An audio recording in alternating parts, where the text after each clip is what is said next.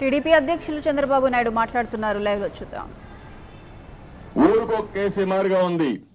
నేను అన్ని చెప్పలేను కానీ ఒక ఎగ్జాంపుల్ చెప్తున్నాను.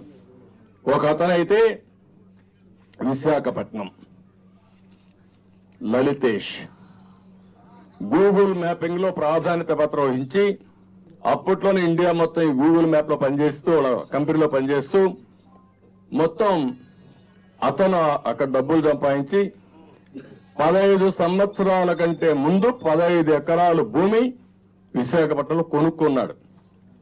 రాజశేఖర్ ఉన్నప్పుడే కొనుక్కున్నాడు. అది ఆయన అధీనంలో ఉంది. ఇప్పుడు 100 కోట్ల రూపాయలు విలువ చేసే భూమి.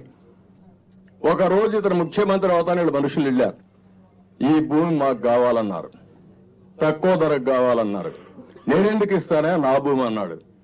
నాకు తెలియదు ఇవ్వాలన్నారు. నేను ఇవ్వను అన్నాడు.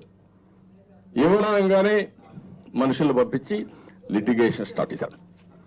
అతను పాప ఈ బాధతో చూసి ఎందుకు వచ్చిన తలకాయ నొప్పి ఈ భూమి అమ్మేద్దామని అమ్మడానికి పోతే అమ్మకుండా అడ్డుపడ్డారు.